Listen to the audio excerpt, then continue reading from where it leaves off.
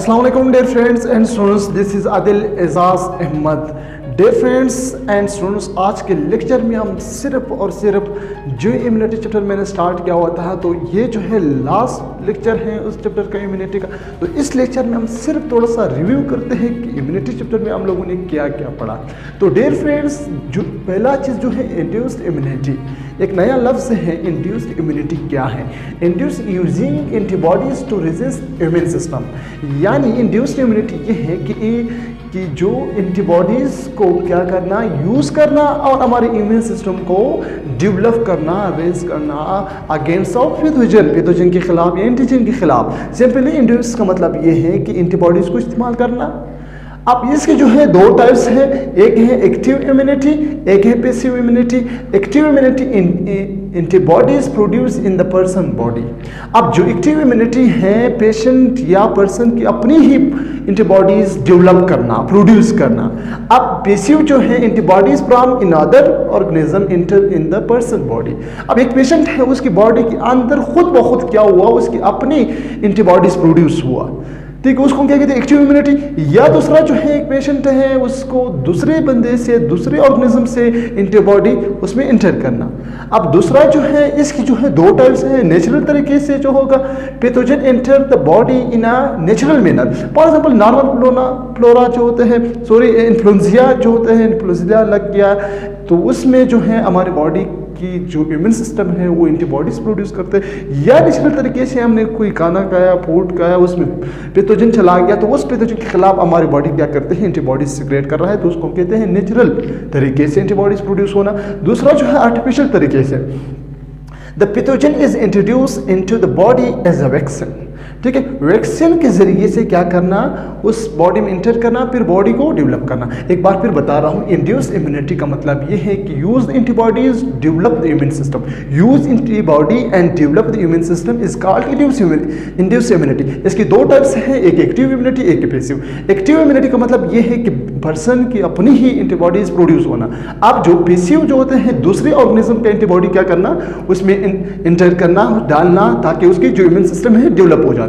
अब इसके दो टाइप्स होते हैं जो एक्टिव इम्यूनिटी, एक नेचुरल था, एक आर्टिफिशियल। नेचुरल तरीके से बॉडी में कोई पैथोजन चला गया, उस पैथोजन के खिलाफ एंटीबॉडीज प्रोड्यूस हुआ, तो इसको नेचुरल मैनर कहते हैं। अब आर्टिफिशियल के तरीके से वैक्सीन लगाना, वैक्सीन के जरिए से एंटीबॉडीज को प्रोड्यूस करना, इम्यून सिस्टम को डेवलप करना, इसको आर्टिफिशियल कहते हैं। अब दूसरा जो है पैसिव, मैंने कहा कि दूसरे ऑर्गेनिज्म का एंटीबॉडीज डालना। ठीक है, अब इसके जो होते हैं नेचुरल तरीके से होगा, एक जो होता है आर्टिफिशियल तरीके से।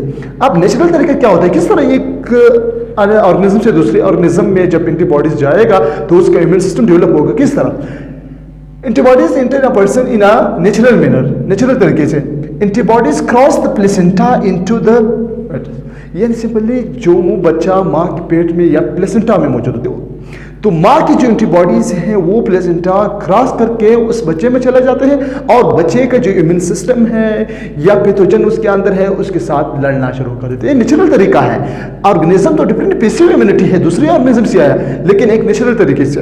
अब आर्टिफिशियल क्या होता है, antibodies are injected into a person. Antibodies क्या करना, इंजेक्शन के जरिए से एक पेशेंट या एक ऑर्गेनिज्म में इंटर करना, तो इसको कहते हैं आर्टिफिशियल तरीके से। तो ये बहुत ही सिंपल था कि इंड्यूस इम्यूनिटी क्या है, उसके टाइप्स क्या होते हैं, फिर एक्टिव इम्यूनिटी को कितने टाइप्स होते हैं और पैसिव के क्या होते हैं। दूसरा जो हम बात करते हैं लैम्फोसाइट्स। लैम्फोसाइट क्या होते हैं? लैम्फोसाइट सिंपली व्हाइट ब्लड सेल है। लैम्फोसाइट अगर जहां पे भी है, व्हाइट ब्लड सेल को हम क्या कहते हैं, लैम्फोसाइट कहते हैं। दो टाइप्स हैं, B cell and T cell. B cell को हम बी लैम्फोसाइट भी कहते हैं, टी सेल को हम टी लैम्फोसाइट भी कहते हैं। बी इसलिए कहते हैं कि ये मेच्योर इन बोन मेरो में मेच्योर होगा, और टी इसलिए कहते हैं कि वो कहाँ मेच्योर होगा, थाइमस में मेच्योर होगा। या ऑलरेडी मैंने बहुत डिटेल से डिस्कस किया कि बी लैम्फोसाइट क्या है, टी लैम्फोसाइट क्या है। अब बी सेल जो होते हैं मूव टू लैम्फ नोड्स। ये जो बी सेल है कहाँ पे मूव करते हैं, नोड्स, लैम्फ नोड्स जो मौजूद है, लैम्फेटिक सिस्टम का जो नोड्स मौजूद होते हैं वहाँ पे, यहाँ पे नोड्स मौजूद होते हैं, इस नोड्स मौजूद होते हैं, यहाँ पे बॉडी के डिफरेंट पार्ट्स में नोड्स मौजूद होते हैं। लैम्फेटिक सर्कुलेटरी सिस्टम क्या होते हैं, जैसे हमारे ब्लड सर्कुलेटरी सिस्टम होते हैं इस तरह लैम्फ सर्कुलेटरी सिस्टम भी मौजूद है जिसमें लैम्फ सर्कुलेट होगा।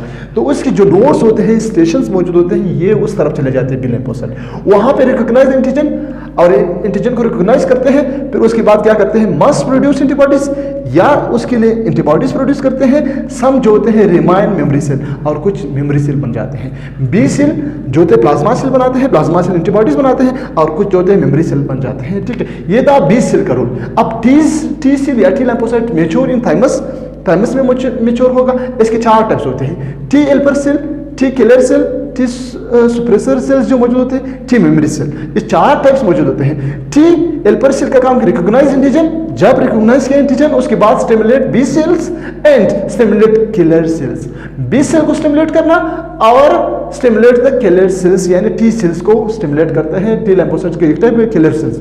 बी सेल जो होते हैं ह्यूमेरल इम्यूनिटी है। बी सेल फिर क्या करते हैं, प्लाज्मा सेल बनाते हैं, प्लाज्मा सेल फिर क्या करते हैं, एंटीबॉडीज बनाते हैं। अब दूसरा टी किलर सेल जो मुझे रिकॉग्नाइज एंटीजन, जब रिकॉग्नाइज किया antigen cause abnormal cell to burst. अब ये डायरेक्ट क्या करते हैं, प्रोटीन के जरिए से उस एबनॉर्मल सेल को बर्स्ट करते हैं, एलिमिनेट करते हैं, डिस्ट्रॉय करते हैं। टी सुपेरियर सेल्स का 2 काम होते हैं, एक cause abnormal cells to burst, एक जो एबनॉर्मल सेल है उसको डिस्ट्रॉय करते हैं। दूसरा जो होते हैं जब कंप्लीटली पैथोजेंस या जो एबनॉर्मल सेल्स होते हैं, इन्फेक्टेड सेल्स हैं, वो ख़त्म हुआ तो ये क्या करते हैं, सिग्नल भेजते हैं कि अपना जो टी सेल का जो फंक्शन है वो रुक जाते हैं। सिग्नल के जरिए से यानी प्रोलिफरेशन रुका देते हैं। ठीक है, अब टी मेमोरी सेल का काम क्या होता है, stimulate B cells and T killer sales.